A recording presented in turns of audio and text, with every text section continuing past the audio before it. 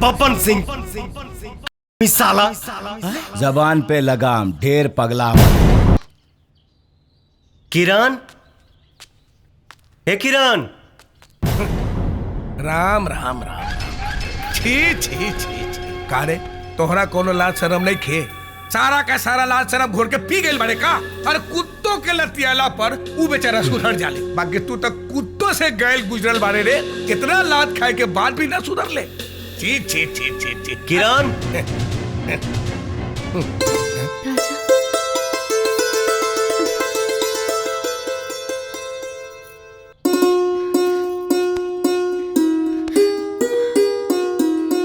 हमनी के एक दूसरे के खातिर ही बनल बानी जा किरण। केहू हमनी के अलग नहीं कर सकत। हमरा घर के सब लोग जान गइल बा कि हम निर्दोष बानी। यहाँ तक कि हमार माई भी। हम बलात्कारी नहीं के किरण। तो का फर्क पड़ेला? तू बलात्कारी बाड़ा चाहे ना। हम तोरा से प्यार कबू ना कइले बानी और नहीं करब। दोबारा हमरा से मिले के कोशिश न करियो। जा यहाँ से। रुक जा किरण, हम ही नहीं जानत कि ये सब के बोलवावता तोहरा से, लेकिन इतना जरूर जाना था नहीं कि ये सब तू नहीं बोलत। बता दा के हो? केहू नहीं खे, ये हमार फैसला बा। झूठ। तू होश में बाड़ू की ना किरण? हाँ हाँ हाँ, हम होश में बानी। जा यहाँ से, चला जा और कबू नहीं हम, कबू ना। ठीक बा, आज तो हम जाता नहीं, लेकिन तू सिर्फ हमारा हो। मजबूरी चाहे जौन भी होके, मजबूरी के हर जंजीर तोड़ दे। तोहरा के आपन बनावेला तकदीर के मुंह मोड़ दे, मोड़ दे, मोड़ दे, मोड़ दे, मोड़ दे। अरे लोटा देख ना, माई जी वो लोग अभी तक ना आइले। घबरा मत, आ जाएंगे लोग। अरे कब आ जाइए वो लोग? राजा बबुआ भी सुबह के निकलल बारन, अभी तक ना आइलन। अरे दीदी परेशान मत, राजा भैया आ गए। आ गए। राजा बबुआ का भइल? काहे उदास बानी? भाभी, किरण। किरण का भइल? किरण के जा यहाँ से, जा यहाँ से, जा यहाँ से। और कबू नहीं हम, कबू नहीं हम। कुछ न भाभी, माया भैया आ गए लोग। अभी तक ना आइलू लोग, यही से तो हम परेशान बानी। का? हाँ।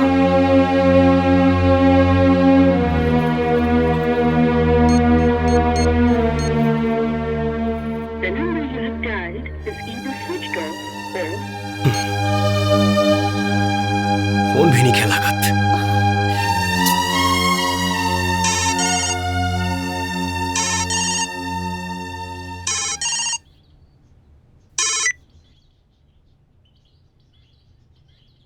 हेलो। माई और भैयन के ढेर चिंता हो रहा बा। ना ना ना, कोनो बात नहीं खे। जिंदा बा लोग, मुअल नहीं खे। बाकी तहार एक गलती ये लोग के जान ले सकेला। सुन बब्बन सिंह, हरामी साला। जबान पे लगाम, ढेर पगला मत। बिहान दुल्हा बन के मेनका से शादी करे खातिर आजो। और सुन, अगर तू मेनका से ब्याह ना कैले तो तहरा घर के 3-3 आदमी के एक ही साथ श्राद्ध करे के पड़ी। बुझले? हम अभी आवता नहीं। अरे ना ना ना ना, कहे कि आज के मुहूर्त ठीक नहीं खे बेटा। आज के मुहूर्त ठीक नहीं खे। काल आ जाइए अपना टाइम से। ना बैंड, ना बाजा, ना बाराती। एकर चिंता करे के तहरा की कोनो जरूरत नहीं के। हाँ, इस सारा बंदोबस्त हो गइल बा। बुझा गइल ना?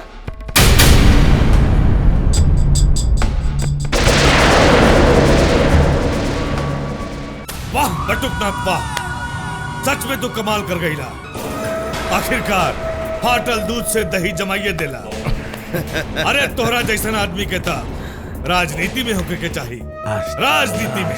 बोला काली बाबू ये तुहार घर नहीं खे, दीवारों के भी कान हो खेला। काली बाबू इस सिर के बाल ऐसे ही नहीं खे उड़ गए। ई दौलत पावे खातिर न जाने हम कितना पापड़ बेलले बानी। जाना दौलत ला इतना दिन से कुंडली मार के बैठल बानी, ओकरा के पिछुआरे से कैसे सरक जाए देती। राजवा सारे के बबन सिंह के बहन के बलात्कार के केस में फंसा देनी। मेनका के चाहत रहे किरनिया के प्यार राजा, हमरा के किरनिया के दौलत चाहत रहे।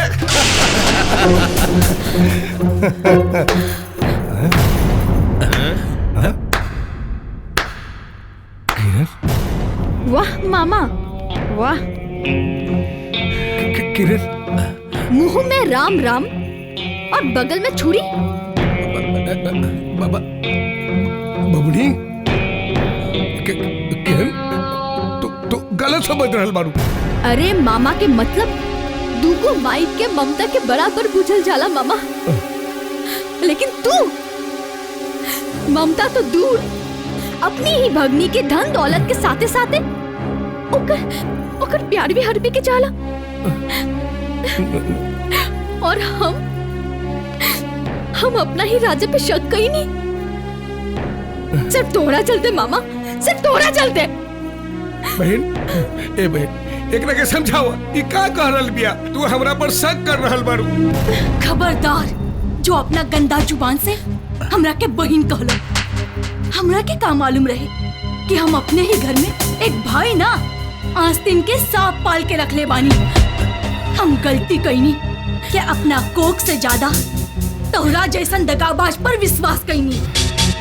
निकल जाई घर से और सुन ल काली कि हम अब ही रिश्ता तोड़त बानी।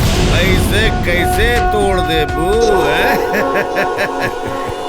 गायत्री देवी ऐसे कैसे रिश्ता तोड़ दे बू? अरे रिश्ता तो भगवान बनावेलन, इंसान तो सिर्फ निभावेला। और हाँ, हमनी के इंसान ना शैतान है सन। गायत्री देवी शैतान। शादी तो हो के रही, ना तोहरे रोकले रोकाई ना हमरे। का बटुकनाथ? हाँ खाली बाबू। बटुक भैया चिल्ला मत बहन, चिल्ला मत। बिटिया के बियाह में गीतिया उतिया के गाई बोला? मनोज बेटा। जी मामा। अरे तेरी सासू माँ से आशीर्वाद लेला। जी मामा। जा बेटा जा। ई का हो रहल बा? देखत रहा। बेटी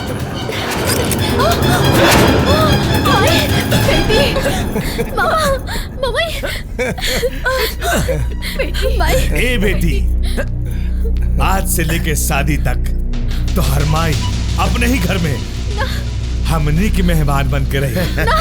और हाँ, दोनों होशियारी ना चली, काहे कि घर में हमनी के आदमी लोग 24 घंटा निगरानी रखी है। ए मनोज, फैल जा सन, पूरा घर पर निगरानी रखिया सन। और सुना, अपन समझिन जी के कोनो तकलीफ ना होके के चाहिए। सुना अब हम तोरा के का समझ, तू तक खुद ही समझदार बारू। अब एगो बात बतावा बेटिया, तो के का चाहिए? आशिक चाहिए या माई?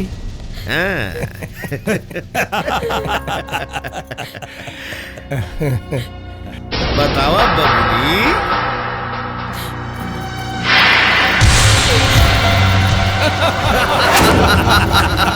Click on the bell icon to get regular updates from Venus.